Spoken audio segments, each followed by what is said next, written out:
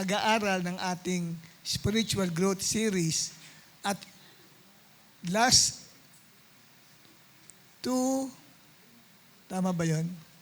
Last Tuesday ago, ang una nating tinapik patungkol sa spiritual growth series ay the 3 levels of spiritual growth. Sino nakakaalala nun?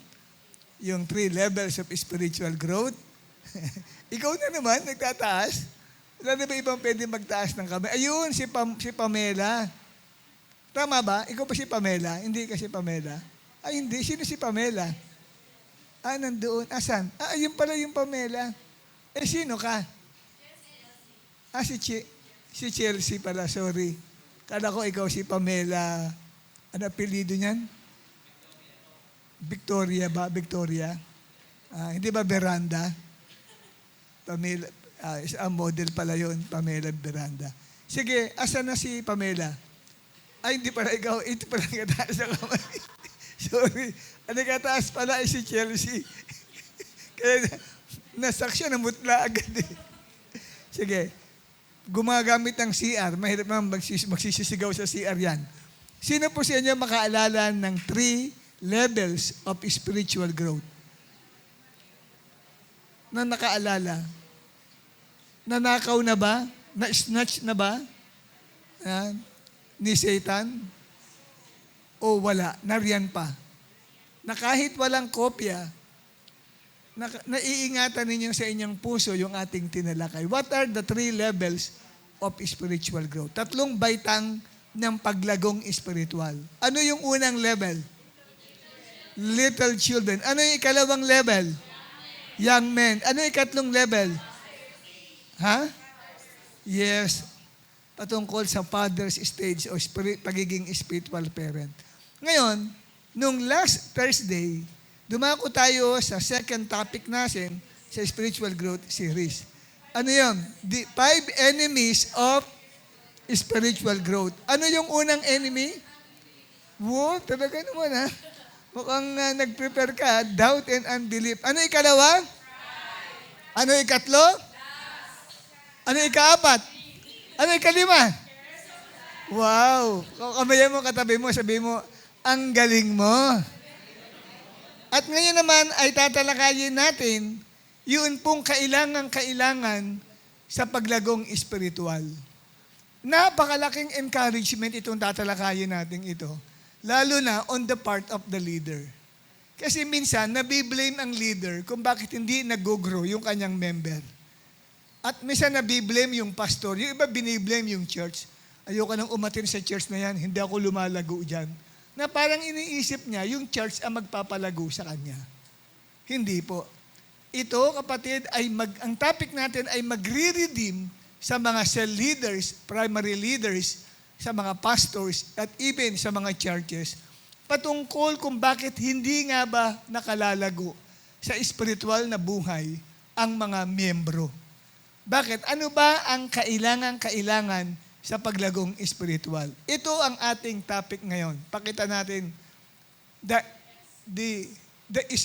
essence yan. The essential of heart. Bakit naging essence ang labas? The essential of heart in spiritual growth. Mukhang inedit yung aking ginawa. Okay, the essential of heart. Yung pangangailangan o kahalagahan ng puso sa paglagong spiritual. The essential of heart in spiritual growth. Napakahalaga pala ng uri ng puso na dapat taglayin ng isang mananampalataya patungkol sa paglagong espiritual. At yun pong text natin na i-expound ay nakasulat po yan, no? Luke chapter 8, verses 4 to 15. Kaya lang di ho natin ngayon babasahin yan sapagkat mahaba po yan at kukuha yan, kakain niya na maraming oras kung ngayon ko po siya babasahin sa inyo. Gayon pa man, ay madadaanan naman po natin yan, yung bagay pong yan. Kaya ngayon, ay gusto ko lang ipakilala sa inyo rito na yung pagpapakilala ni Kristo na kasi nagbigay siya ng isang talinghaga o parable. Ang parable na yun ay, ang tawag ng iba ay the parable of the sower. But as I look at it, hindi yun ang tamang titulo o title doon sa parable, na the parable of the sower, kundi the parable of soils. Ito ay talinghaga patungkol sa lupa o sa uri ng lupa. Sapagkat ipinaliwanag ni Kristo na yun pong naghahasik ng binhi, ang kanyang inihasik walang iba kundi ang salita ng Diyos. Yan. Ang sabi ni Jesus, ang binhi ay ang salita ng Diyos. Pinaliwanag niya ang kahulugan ng talinghagang kanyang ibinigay. At una, ito ang meaning ng parable, sabi niya, ang seeds, ang salita ng Diyos. So ang salita ng Diyos ay inihalin tulad sa isang butil o sa isang binhi, katulad ng butil ng palay o kaya ay mga butil ng mga bunga o prutas na itinatanim yan sa lupa at pagkatapos ito ay nagkakaroon ng proseso ng kanyang pagtubo at paglago. Ganyan po ang salita ho ng Diyos. No? Siya ay inilarawan bilang binhi. Ngayon, sa pagpapaliwanag ng Panginoong Hesus, ay meron siyang binanggit na 4 na lugar na pinaghulugan ng mga binhi. Sa parable na yan ay may 4 na lugar na pinaghulugan. Una po ay may mga binhing nalaglag sa daan. Yan. Binanggit niyo po yan. Tapos ikalawa, may mga binhing nalaglag sa mabatong lupa. At ikatlo ay may mga binhing nalaglag sa may tinik na lupa. At ikaapat ay may mga binhing nalaglag sa matabang lupa. So 4 na uri ng lupa ang binabanggit dito ng yung pong mga hasik o yung sower ay naghasik ng binhi. Ano yung binhi? Salita ng Diyos. So may 4 na nakikinig, na uri ng tao nakikinig. Parang dito, hindi tayo 4 dito. Marami tayo rito, mahigit 50, marahil ang nandito ngayon.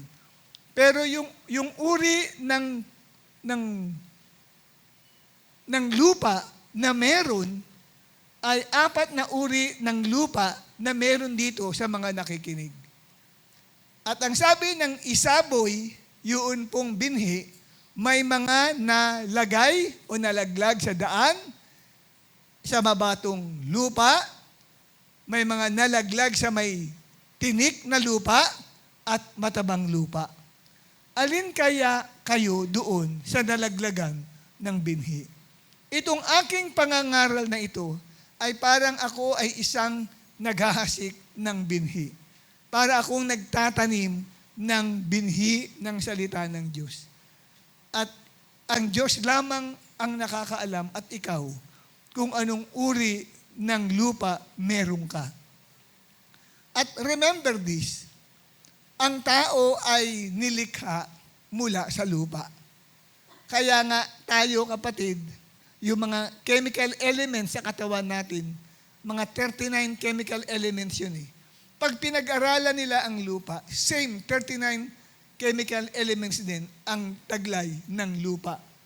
At nang check-upin ang katawan mo, nakita rin 39 elements din na kapares ng lupa ang nakita ng mga scientists na nag-aral. Kaya nagpapatunay lamang na totoo ang Biblia na ang tao ay nanggaling sa lupa. Kaya hindi nakapagtataka kung bakit amoy lupa yung katabi mo yan. Minsan na sinasabing amoy lupa ka, siyempre, talagang, di ba, kahit anong pabango ang ilagay mo dyan, lalabas at lalabas pa rin ang pagiging amoy lupa mo. Okay? Yung iba nakasibangot, Yung iba'y nakangiti, ngingiti-ngiti at tumitingin sa kanyang katabi. Ano kaya ibig sabihin nun? Hindi kaya naisip niyang amoy lupa ang kanyang katabi?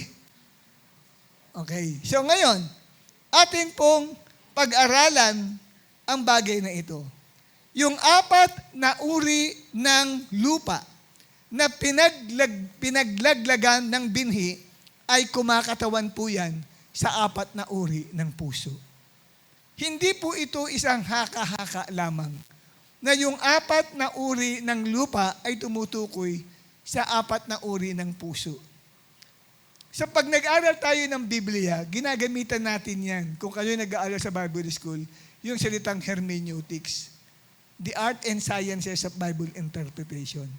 Papaano ko makukuha kung ano yung ipinararating na mensahe ng sumulat?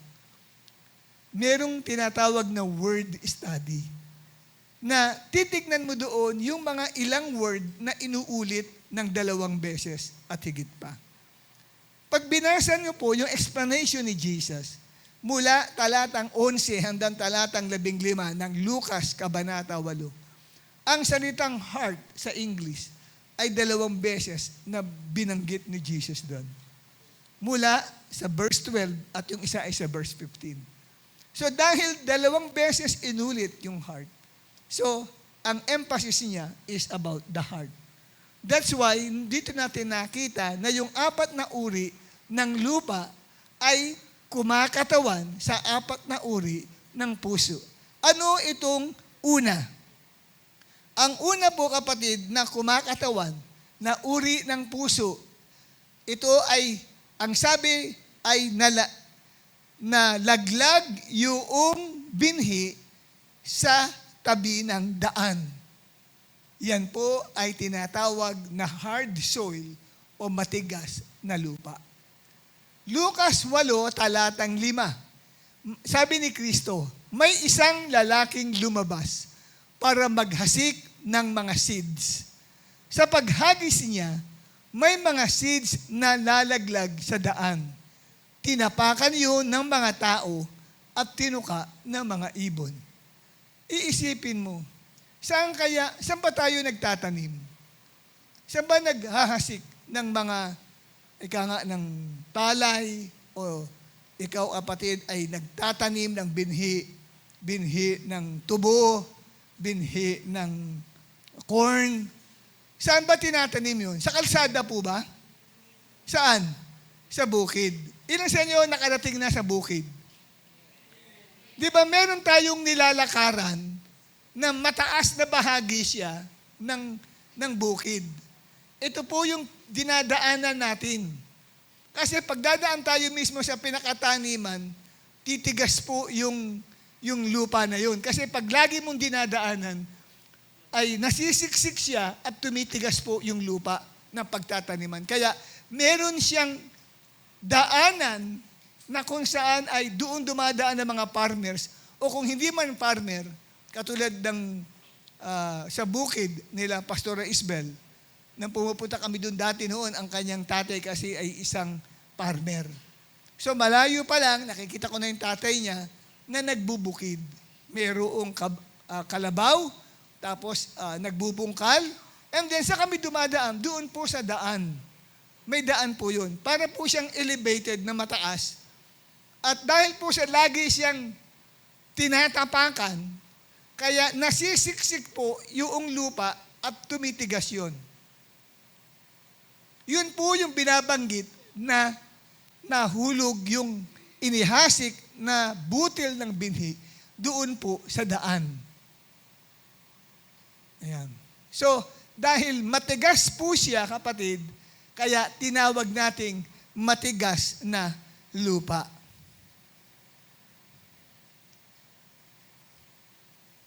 Ngayon, yun pong daan na yan ay parang nagsisilbing maliit na bakod o division po ng lupa. Di ba? Kasi parang kwadrado yun na pinagtataniman Pero yun pong division niya ay yun po yung daan, matigas. Doon nalaglag, yun pong inihasik na mga binhi. Ngayon, ipinaliwanag po sa atin ni Jesus ang kahulugan ng sa tabi ng daan na nahulog na binhi. Sa Lucas 8:12, ito ang paliwanag ni Kristo. Ang mga seeds na napunta sa daanan, sila yung mga nakarinig. Pero dumating ang devil at kinuha agad ang salita sa mga puso nila para hindi sila maniwala at maligtas. Nakita po natin dito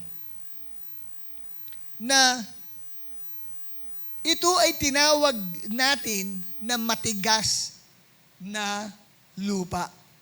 Sa makatuwid, kung ang lupa ay nilalarawan bilang puso, ito ay tumutukoy sa isang matigas na puso. At dahil nga po matigas yung puso, hindi po naibaon yung naihasik na binhi. Nakalapag lang siya sa pinaka-ibabaw ng lupa. Hindi siya naitanim o nailibing. At dahil daanan ng mga tao yun, ang sabi kapatid ay nasayang lang yung binhi.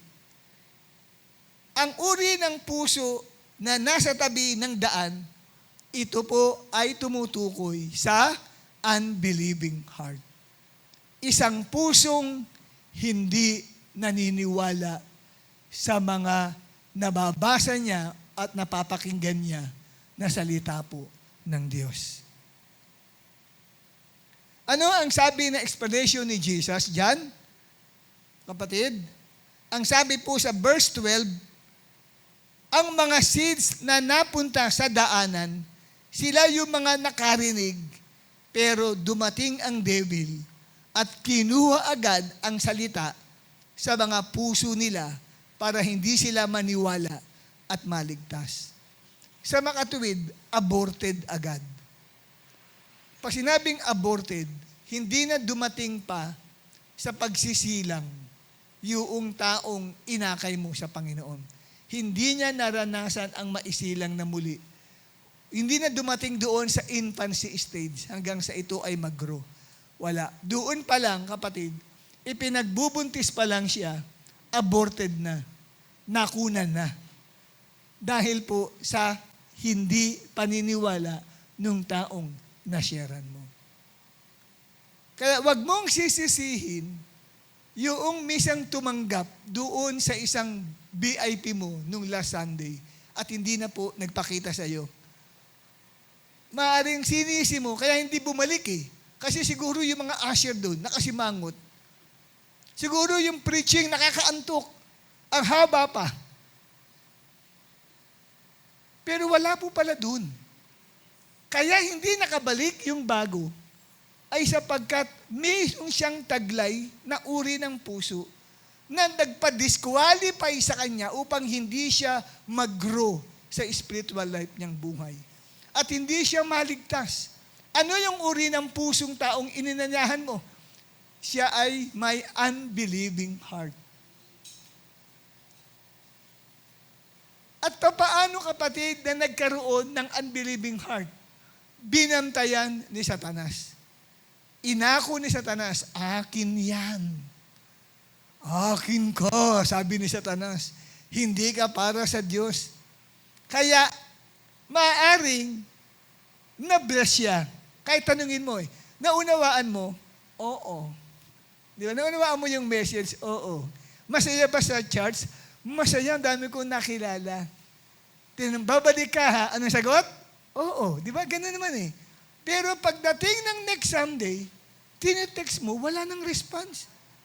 At lahat na ng paraan ng pagtago, gagawin na sa'yo. Lahat ng uri, ng reason, gagawin. Ay, pasensya na kasi busy ako ngayon. Ay, pasensya na kasi namatayan kami ngayon. Patay yung daga namin sa bahay. Patay yung pusa namin, namatay yung aso namin. Mamatay lang ng ipis namin sa bahay, pasensya na, hindi ako makakadalo ngayon. Lahat ng reason ay gagawin para hindi siya makadalo. Bakit kaya? inagaw ni Satanas.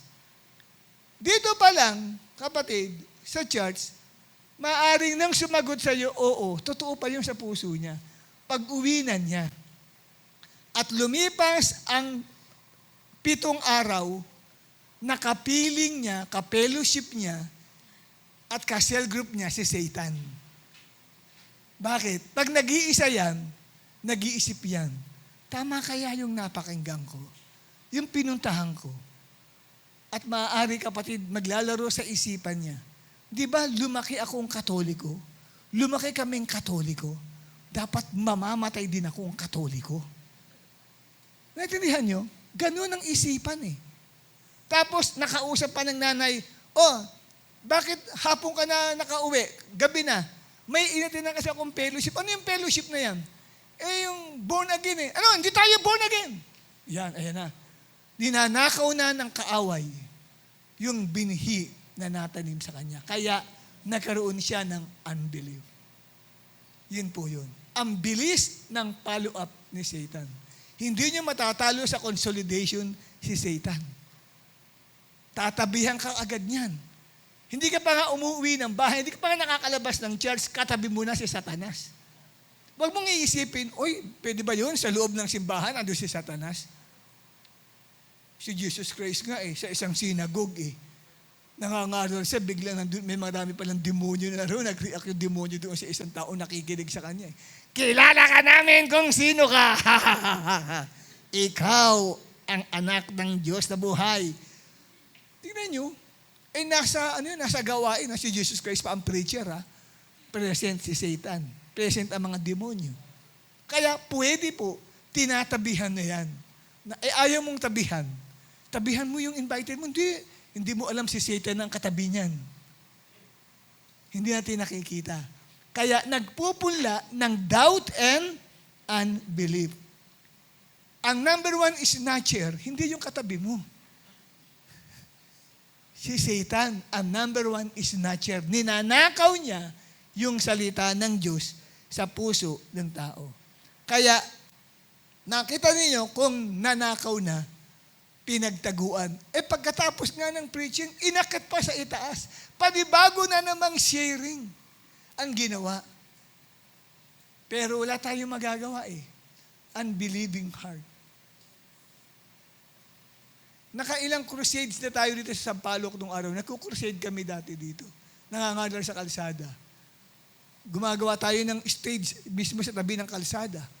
At nagkakaroon ng praise and worship sa kalsada. Nagkakaroon tayo ng mga dance ministry, nagsasayaw mismo sa kalsada. Nangangaral kami. Altar call, ang dami nagsisilapit sa harapan. At umiiyak pa sila. Tapos kinabukasan, nandadalawin na namin, pinagsasarang kami ng pinto. Naalala ko, yun ang pinili ko Taga Honrades, sabi ko, ako magpapalo up dyan. Kasi nung nag-altar call ako, iyak ng iyak. At sinasabi niyang talagang blessed na blessed siya doon sa pinuntahan niya. Nung puntahan ko, bigla, butin, nakaganon ang mukha ko, pinagsaran ako ng pinto, kung nagkataon, nawala ang mukha ko Buti ka mo, gumunin ako, kung nagkataon, tumama yung pinto. Sabi ko, Mrs., sabi ko, Nanay, kinakamusta po namin kayo? Ay, hindi, Katoliko kami. Pak! Bigay ganun, Wala pa akong sinabi, Katoliko daw sila. Bakit ganun? Samantalang nung gabing yun, umiiyak pa. At parang blessed na blessed sa napakaganya. Ngayon, mamaya, relihiyon na ang ipinasok. Sabi ko, Nay, bago ako umalis, hindi po ako naparito para po sa relihiyon, relasyon po. Hindi, basta, dito na kami nadilat, dito na kami pipikit.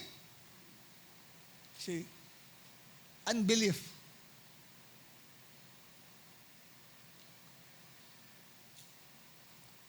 Dinalaw na yun, Pinalo up na yun. Wala rin. Kaya huwag kang ma-discourage. Kung may mga naakay ka, walang nangyari. Kasi ang taglay na puso ay unbelieving heart. Alaga ni Satanas. Inaalagaan sila ni Satanas. Pero kung yan ay sa Diyos, ay hindi. Bubuhayin ng Espiritu ang puso niyan, ang Espiritu niyan, para tanggapin niya yung naririnig niyang pangangaral.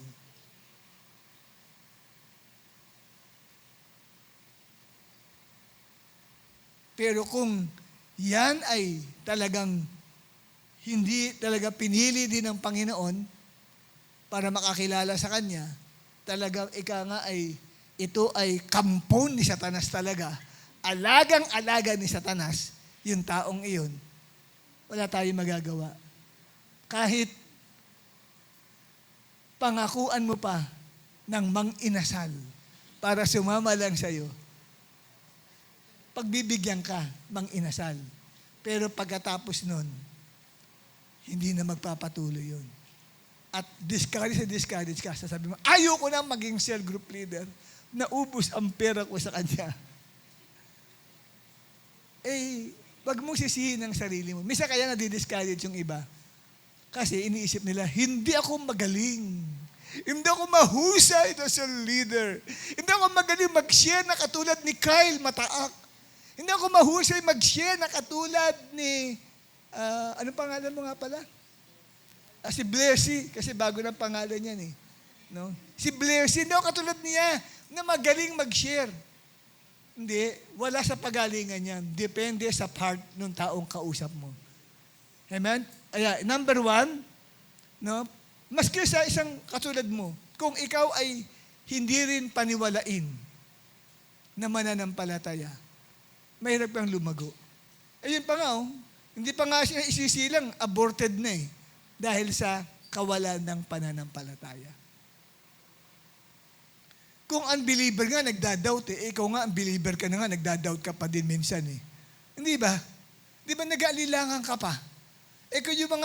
Kung yung mga taong bago na yun, nag-aalilangan, ikaw pa nga, di ba? Siya nag-aalilangan ka pa eh. Di paano pa sila? Naiintindihan niyo ba ako, kapatid? Alabitin mo ang katabi mo, naiintindihan mo ba yan? Kaya hindi lumalago sa spiritual ang mga may matitigas na puso, may unbelieving heart. Isang pusong hindi naniniwala o nananampalataya. Ang ikalawa na uri ng lupa ay tinatawag na shallow soil. Shallow. Ibig sabihin, manipis o mababaw ang lupa niya. Na itanim yung binhi, kaya lang, meron sa ilalim mga bato. May lupa eh. May lupa, kaya lang may mga bato, may graba sa ilalim. Kaya manipis lang yung lupa. Pero naitanim, tumubo. Ang problema, ang sabi ay madaling natuyo ang mga bagong sibol dahil kulang sa tubig ang lupa doon. Dahil siya ay mabato. So manipis o mababaw ang lupa. Ayan, ang sabi ng Luke 8:6. Yung iba naman ay nalaglag sa mabatong lugar. Nung tumubo na, natuyo ang mga bagong sibol dahil kulang sa tubig ang lupa doon. Ngayon, ano ang paliwanag ni Jesus Christ dito? Sa verse 13, ito, basahin natin ng sabay-sabay. Sabay-sabay po wag pong mag-uunahan. Ready? 1, 2, 3. Yung mga seeds. Excited! Hallelujah!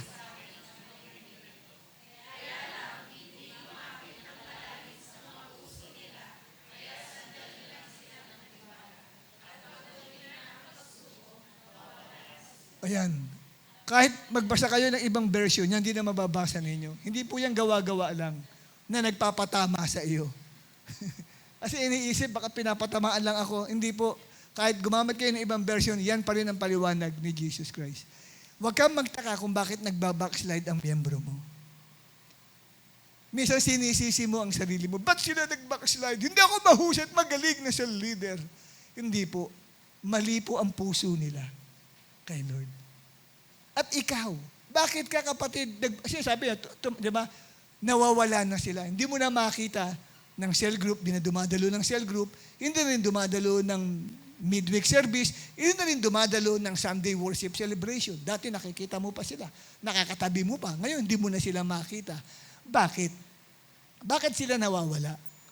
Dahil ba sa ang gawain natin ay wala ang Espiritu ng Panginoon? Dahil ba ang mga mensahe dito ay hindi talaga na ipangangaral ng tama? Dahil ba ang cell leader ay tamad at hindi nag-aalaga? Hindi po. Kaya dito sa ating pag-aaral, hindi pwede nating i-blame pala ang sino man. Kundi yung uri ng puso nung taong dinala mo o ng uri ng puso ng tao na dumadalo sa gawain sa Panginoon. At dito ay ipinakilala sa atin dito yung description ng shallow soil. Mabato ang lugar, pero may lupa na pwedeng mapagtaniman ng binhi. Kaya lang, hindi makapal ang lupa, mababaw lang yung pagkakatanim, at dahil doon nang ito ngayon ay sumibol, dahil sa kakulangan ng tubig, natuyo agad. Bakit sa kakulangan ng tubig? Hindi nagkakaroon ng moisture. Dahil kakaunti lang ang lupa. More on, nasa ilalim ang graba. Kaya hindi siya nagmo-moisture. Okay? Dahil doon namamatay agad, yun pong bagong sibol na mga na itanim na binhi. At inexplain sa atin ng Panginoon na ito daw po yung mga taong excited tumanggap ng mensahe ng marinig nila. Wow, excited. Paano nga ba kita excited ka? Excited kang nakikinig. Ibig sabihin, emotional. Ito palang ikalawang uri ng lupa na ito na laglagan ng binhi, mga emotional listener. Ito yung mga sumisigaw ng more! Maingay na sumisigaw, Amen! Hallelujah. Sabi, excited di ba? At may patalon-talon pa yan, akin yun! Ay, tumatalon pa yan! Grabe Emotional listener. At pwedeng paiyak-iyak pa pag nagmi-minister na yung pastor after the preaching. Nagpaawit na ng background song. Nagpipray yung pastor. Umiiyak-iyak na yan. Kaya sa pakinig naman ng preacher, wow, tinanggap yung Word of God. Tapos yun namang nag-invite sa kanya, wow, may bunga na ako. Umiiyak. Di ba? Tinatanggap ang salita with excitement. Nung matapos ang service, tuwan-tuwa yung invited mo. Patalon-talon pa, ang saya dito. Naranasan niyo na yun? Na may mga ganun, ang saya dito, ang saya, babalik ka. Oo naman. Nagsabi pa ng mga ganyan. Oo naman, at sila ay babalik. Tapos, sa pagpapatuloy ng pagbasa natin, kaya lang, ito na ang problema, kaya lang, sabi ni Jesus Christ yan kaya lang, hindi kumapit ng malalim sa mga puso nila ang salita ng Diyos. Kaya sandali lang silang naniwala. Sabi, naniwala, tinanggap naman nila Kaya lang, good for 1 month lang nakakasama mo sa cell group at sa church. Good for 2 months na riyan. Umatin pa ng midweek, katuwan-tuwa ka. At nakailang buwan sa midweek, 3 buwan. At ang sabi, hindi nagtagal. Ayan nang dumating na ang problema, nawala na. Kaya nang tinahanap mo ngayon, nasaan ka na? Pasensya ka na. Dami-dami namin problema ngayon. Uy, namatay si tatay. Namatay si nanay. Pasensya ka na. Hindi mo na makita sa church ngayon. Pasulput-sulput na lang siya. Bakit? nadaig ng problema.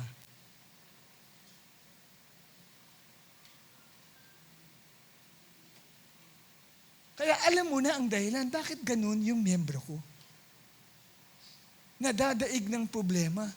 Kaya huwag kang madi-discourage kung may mga miyembro ka, 5 ang wala na ngayon. Kasi nalaman mo na ang daming pinagdaan ng mga problema. Ayan sila, kinikwento na ni Jesus Christ. Bago pala nangyari sa kanila, alam na ni Jesus ang magaganap sa buhay nila.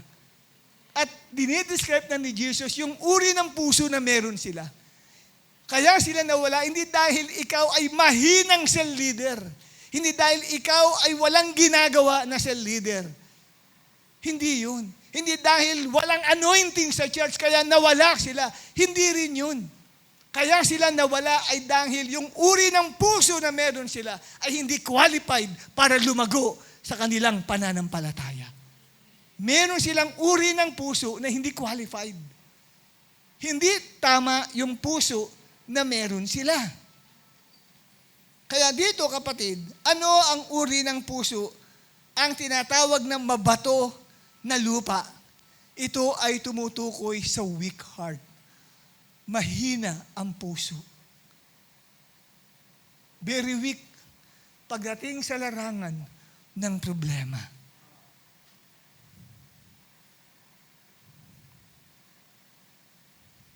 Sabi nga, sandali lamang yung joy. Sandali lamang yung na-blessed sa gawain at hindi nagtagal, wala ng interes para dumalo ng gawain sa Panginoon. Bakit? Dahil may problema o pagsubok na pinagdaanan. Hindi na kaya ang problema at pagsubok. Ayun, hindi mo na siya makita sa gawain. Pamilyar ba?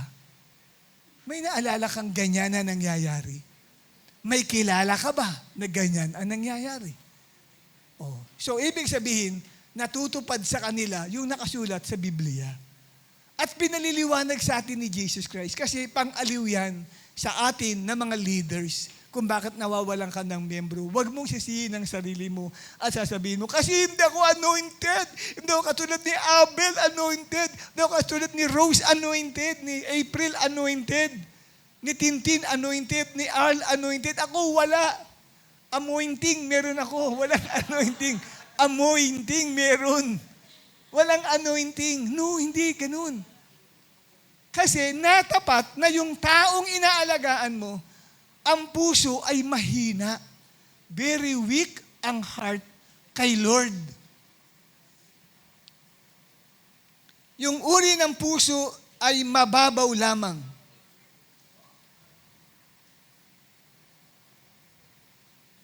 Ano ang sabi? Dahil hindi kumapit ng malalim sa puso ang salita ng Diyos. So, nire-reveal ni Jesus Christ. Inaalam sa atin ni Lord, anong dapat kong palang gawin? Pag sa ganun. Kasi hindi kumapit. So, Word of God pala talaga pala pagdidiinan ko dito sa miyembro kong ito. Sino nakakaalam sa mga miyembro natin kung sino yung mahina ang puso sa mga problema? Wala nakakaalam, di ba? Ang Diyos lang. So, kung mangyari sa miyembro mo yan, kasama mo ngayon, yes, katabi mo siya ngayon, natutuwa ka, nakaka-attend, gano'n ka kasigurado, next year, 2024, nandiyan pa yan. Pwedeng bumigay na rin yan. Hindi na pala magtatagal yan.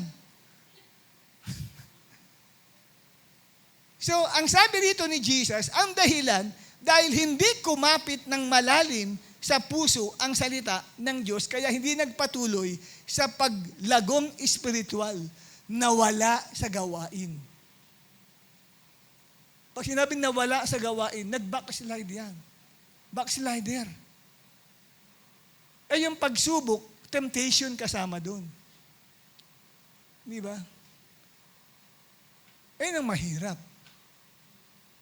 Diyan pala, tinitignan, pinakikita, ang Word of God pala talaga ang makakatulong para lumago ang isang tao Kasi sabi nito, hindi kumapit ng gusto ang Word Kaya see to it na yung iyong aaralan na kapatirang in-invite mo kay Lord, aralan mo talaga ng Word of God Kailangan kumapit ang puso niya sa Word. Kasi, sino sa inyo rito ang hindi dumadaan sa mga problema? Ikaw, Kyle, may problema ka ba sa buhay? Wala kang problema, no? Ikaw lang ang tanging tao, walang problema. Marami kang problema. Marami siyang problema. Sino sa inyo walang problema? Lahat tayo may problema. Iba-ibang problema. Pero dito nililinaw ni Jesus Christ, pag ang puso natin ay hindi nakakapit ng husto sa Panginoon, mawawala tayo sa Kanya. Yun pala yun. Kaya ngayon pa lang, hindi tayo ginagawang bulag ni Lord. Pinakikita sa atin ni Lord, papaano ang pag-aalaga sa mga tao. Kasi ayan pag pinag-aralan nyo yan, makikita mo na agad paano kaya siya papapanatiliin. Kailangan pala nakakapit siya sa salita ng Diyos. Paano? Nagkukwentuhan kayo, wala ka namang word of God na sinishare sa Kanya. Hindi paano siya kakapit? Kwentuhan lang kayo ng kwentuhan, kung ano-ano. Wala kang isinishare sa Kanya. Ito, memorizein mo itong verse na to. Mahalaga ito para sa iyo. May patotoo sa akin yung verse na yan. May word of God kang isineshare sa Kanya. Kaya pag dumaan siya sa pagsubok, maalala niya yung sinare mong verse. Yun ang pangahawakan niya. Kaya siya nagpatuloy sa paglilingkod sa Panginoon. Amen po ba? Yung iba, hindi naman problema ang pinagdaanan. Nagka-boyfriend lang, nagka-girlfriend lang, nawala na sa paglilingkod sa Diyos. Di ba? Para tuloy yung pagiging boyfriend, girlfriend, isang malaking problema sa buhay niya. Bakit nakapagwala yun? Bakit nawala siya? Nag-boyfriend lang at nag-girlfriend. Tanungin niyo, bakit? Ang puso niya hindi nakakapit sa word eh. Kaya nahila nung nanligaw sa kanya, na-inlove siya doon. Na-focus ang isip niya doon sa lalaki o sa babae, hindi sa Panginoon. Ganon yun.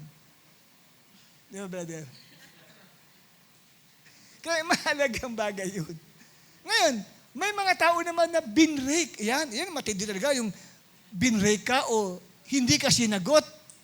Binigo ka ng nililigawan mo. Ang sakit nun, kapatid. Di ba, Dodi? Masakit yung ganung bagay. Yan pwede pa na talagang yan ay makapag-backslide sa'yo.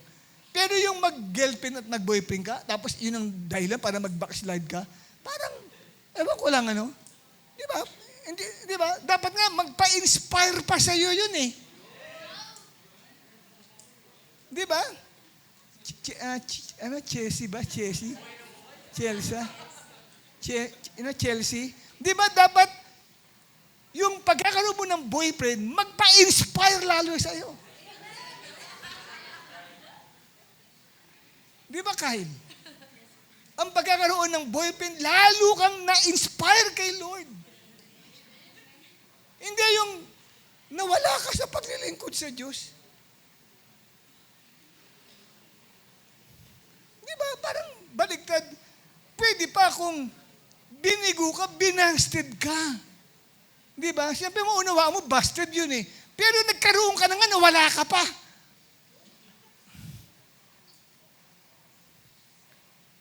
So, may mga taong ganun pala. Yung blessing. Kasi ang pagkakaroon ng boyfriend, di ba, Abel? At ikaw, ikaw, Mark, Dominic ka ba? Hindi ba?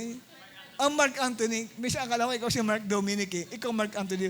Pagkakaroon ng girlfriend, di ba, blessing yon? Pero minsan, yung blessing pala, nagiging isang pagsubok sa atin.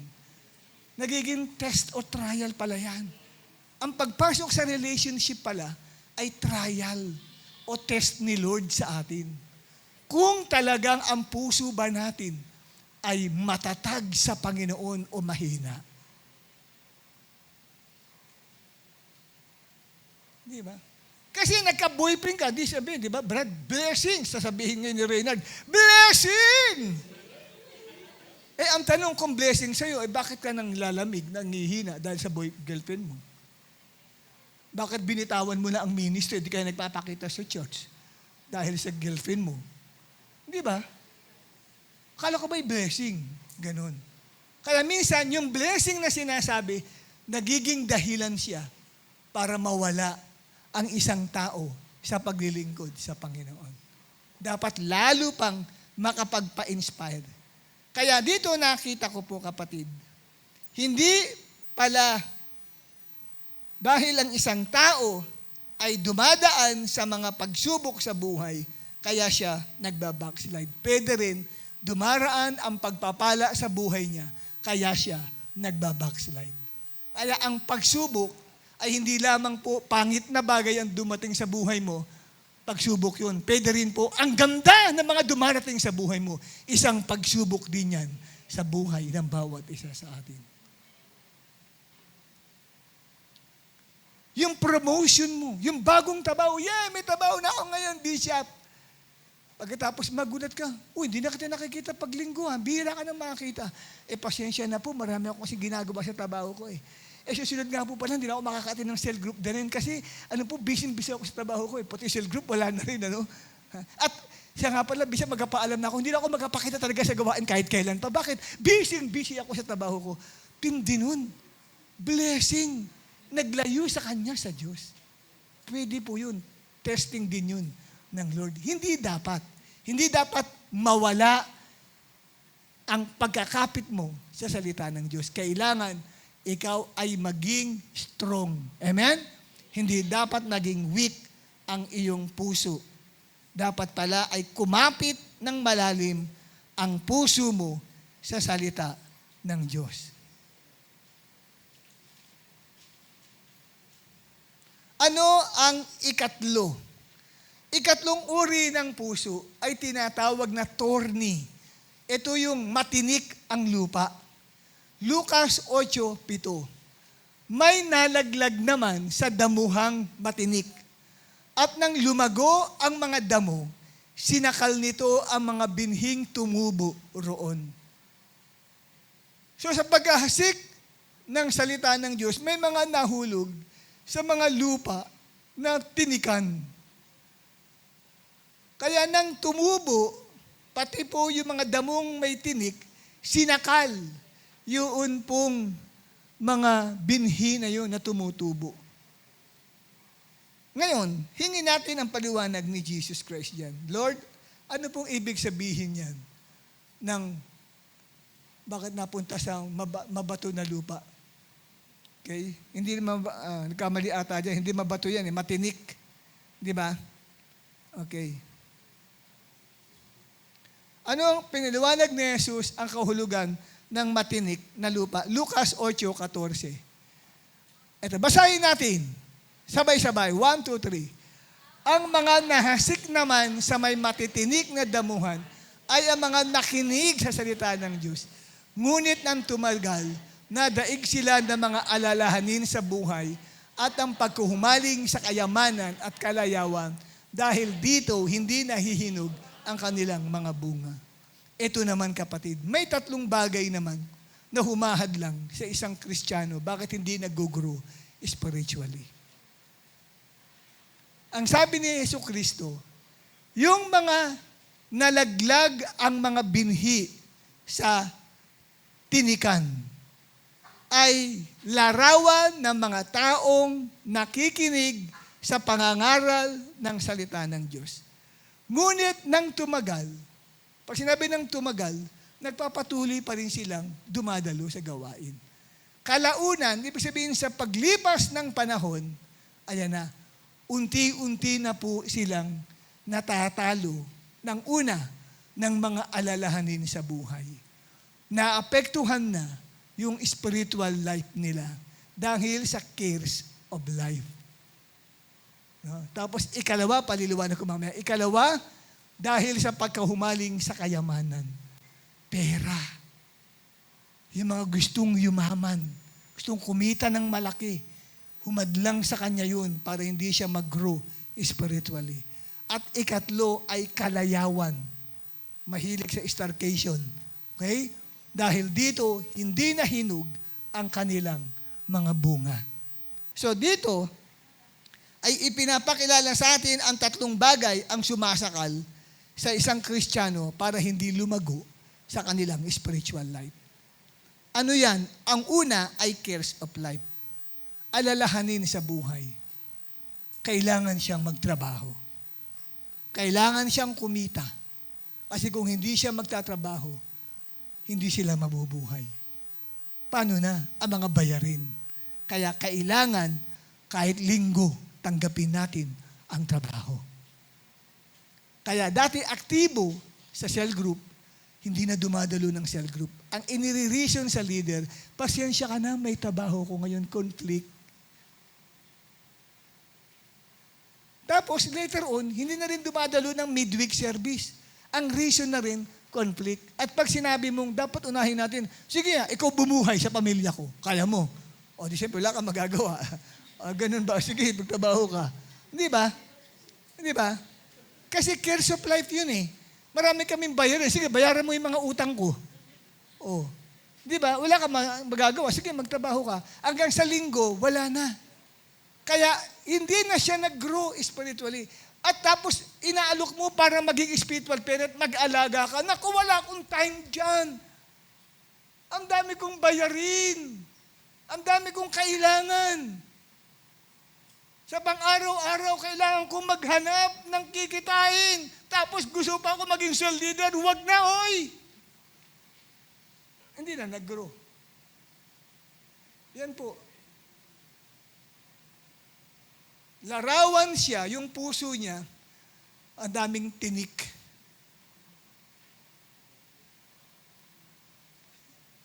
At yung ikalawa, apektado siya ng pagkahumaling sa kayamanan. Hindi masama ang yumaman. Gusto nga ng Diyos, yumaman tayo. Gusto ng Diyos yan. Plano ni Lord yan. Gumanda ang buhay natin.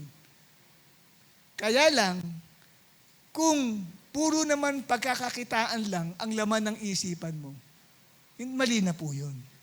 Kailangan naman balansihin mo yun. Bigyan mo rin naman ng pansin si Lord. Unahin mo pa rin siya.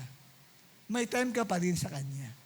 Kasi ang problema niyan, sa ganyang pagkahumaling sa kayamanan ay love of money. Hindi ka masaya kung wala kang pera. Ano ang sabi ng unang Timoteo 6, talatang 9 hanggang 10? Ang mga nagnanasang yumaman ay nahuhulog sa tukso at nasisilo sa bitag ng masasama. Tingnan niyo po. Kaya gusto mong yumaman, napapataya ka tuloy sa sugal. Gusto mong magkaroon ng maraming pera, natutukso ka ngayon magsugal. May mga ganyan tao. Napapataya ka tuloy sa loto. At ang sabi, nasisilo sa bitag ng masasama at mga hangal na hangarin na nagtutulak sa kanila sa kamatayan at kapahamakan. Kahit masama ang isang bagay, pero kung pagkakakitaan din lang, sige na. Kaya, may mga tao nagbebenta ng aliw. Nung ako ay nasa Davao, sinabi sa amin ng project manager nung araw na assign ako sa Davao Kasama ko yung mga ilang mga managers namin sa mga opisina. Sabi sa amin ng project manager sa Davao, alam mo rito, marami mga nagpupunta rito. Mga managers din. Binibigyan namin sila ng mga babae. Ang babata, 12, 13, 14 anyos, sabi. Sabi ko, ano po yung mga yun? Mga estudyante lang yun. Elementary at high school. Ano po yun? Binibenta nila, katawan nila. Sa mula taga Maynila para lamang may paaral sa kanila. Ganun no? Inalok kami. Ako, hindi na ako kasama ho dyan. Born again ho ako. Gusto niyong tumikim ng mga 12 anyos. Ganun ba? Sabi ko, hindi na po. Sabi ko, ito namang manager na kasama ko. Sige, gusto daw niya. Yung manager, ako sabi ko, hindi, born again ho ako. So, nag-share na lang ako ng salita ng Diyos sa kanila. So, sa makatuwid, may mga ganong tao, nagbebenta ng katawan para lang kumita ng pera. Anong tawag yun? Pag-ibig sa salapi. Nahuhulog sa bitag ng kamatayan sa kanila pong buhay. At ang sabi, talatang 10, sapagkat ang pag-ibig sa salapi ay ugat ng lahat ng kasamaan. Dahil sa paghahangad na yumaman, may mga taong nalalayo sa pananampalataya. O dahil sa paghahangad ng pera o kwarta, maraming tao ang nalalayo sa pananampalataya at nasasadlak sa maraming kapighatian. Amen. Masama ang umibig, hindi masama ang pera, masama ang ibigin ang pera.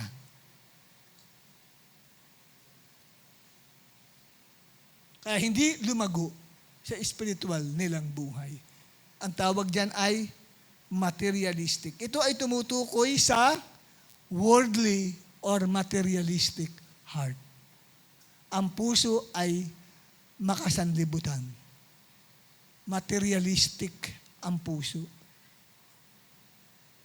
Ang makapagpapasaya lang sa kanya ay pera.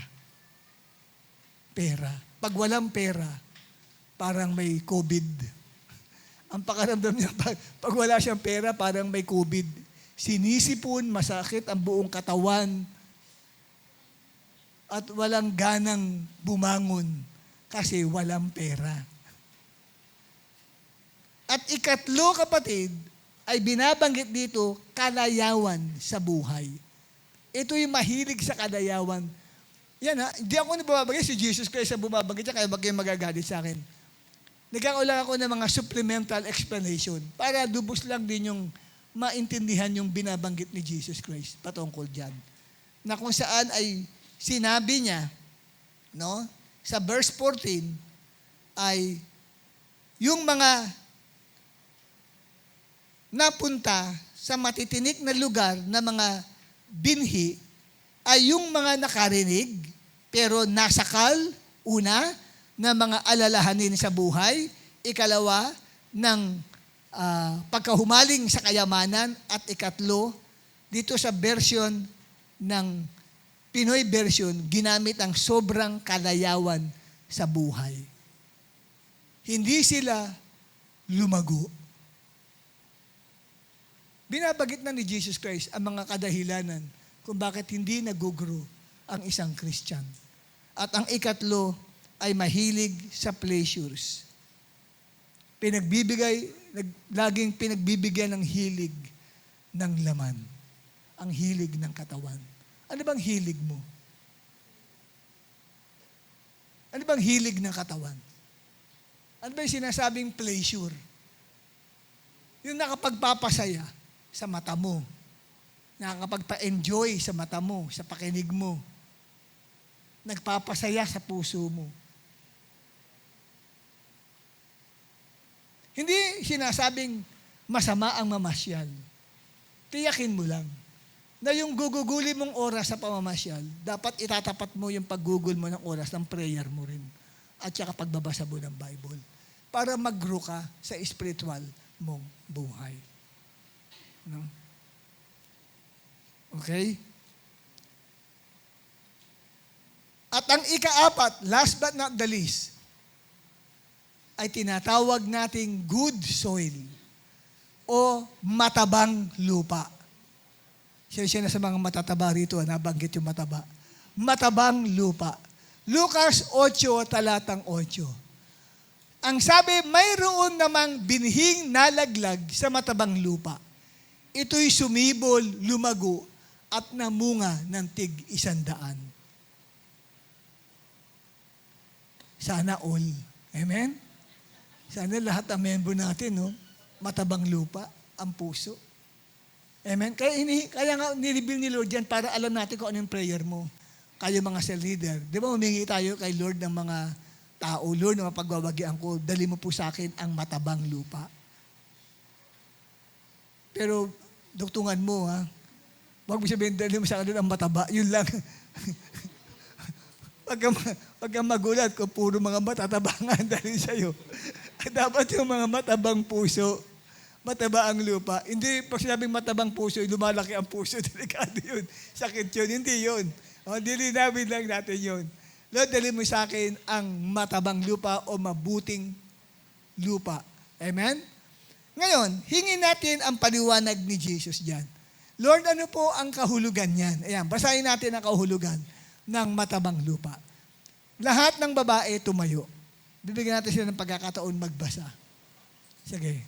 Tumayo ka kahit medyo parang ang bigat-bigat dahil wala kang pera. Sige, tayo. Yan. Ready? 1, 2, 3.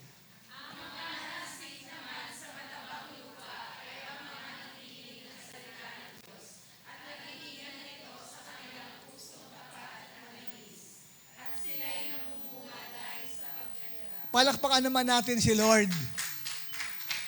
Ito ang uri ng pusong kailangan natin para tayo ay lumago. Saan tumutukoy itong matabang puso? Ito ay tumutukoy saan? Sa strong and spiritual heart. Ito ay yung matatag, matibay at spiritual ang puso. Ito ang uri ng puso na kailangan natin upang maranasan natin ang spiritual growth. Ano ang characteristics ng matabang lupa batay sa Lucas 8:15? Una, iniingatan sa puso ang mga napapakinggan na sermon o nababasa na salita ng Diyos. Iniingatan niya. Hindi niya inahayaan manakaw ni Satanas yun. As isang paraan ng pag-iingat, dapat nagte-take down ka ng notes. Kasi kung hindi ka nagte-take down ng notes, hindi mo naiingatan ng salitang napakinggan mo. Kung i-record mo lang sa isip mo yun, pwede makalimutan mo na yun. Kaya kailangan gina-jot down mo yun. Amen? So iniingatan mo sa puso ang mga napapakinggan na sermon o nababasa na salita ng Diyos. At ikalawa, tapat na ipinamumuhay ang napapakinggan na pangangaral ng salita ng Diyos. Kailangan ay tapat kang ipamumuhay mo. Ia-apply mo yung salita ng Diyos na iyong napapakinggan. Okay? At ikatlo, kapatid, next slide natin, namumuhay na malinis ang puso at isipan sa harap ng Diyos. Namumuhay na malinis ang puso at isipan sa harapan ng Diyos. At ikaapat, nagbubunga ang katiyagaan niya sa gawain. Matyaga po siya, kapatid. Hindi siya madaling sumuko, hindi tumitigil, nagtitiis kahit nahihirapan. At ikaapat, ikalima, nagbubunga ng 100. Pansinin niyo ang sinabi ni Jesus sa Lucas 8, talatang 8. Na bahagi pala ng paglagong espiritual ay magbunga tayo para kay Kristo. Lucas 8, talatang 8, mayroon namang binhing nalaglag sa matabang lupa. Ito'y sumibol, lumago, at namunga ng tig-100. So bahagi pala natin yun, yung paglago. Diyan, itinuturo po sa atin dito, kaya pala natin mamamunga ng tagi-100 ang bawat isa. Pwede kang mamunga ng tagi-100. Kung ang puso mo ay spiritual ang puso. Malakas at spiritual ang puso mo sa Panginoon. You can bear 100 fruit. Kung ililiteral mo yan, namunga ng tagi-100, pwede kang magkaroon ng 100 tao. Walang imposible. Si Lord na nagsabi. Kaya lang, ang kondisyon, ang uri mo ng puso, mataba. Iniingatan mo sa puso mo ang salita ng Diyos. Amen? So, yan po ay napaka-importante sa lahat. Kaya, next slide natin, kaya pala natin na mamunga ng tig-100. Sabi mo sa katabi mo, kaya mo palang mamunga ng tagi-100. Maging matabang lupa ka lang. Kaya wala po sa galing at husay ng pastor o cell leader ang pamumunga. Nasa uri ng puso ng tao. Kung may nakita tayo mga simbahan ang bubunga, nagkataon lang po, tama, mataba ang puso nila. Ikaw rin, mataba rin naman ang puso mo . Amen? Hingin natin sa Panginoon yan, mga kapatid. tayong lahat ay tumayo at tayo ay mag-pray kay Lord. Aba, Father, marami pong salamat sa iyong mga salita na napakinggan namin ngayong gabing ito.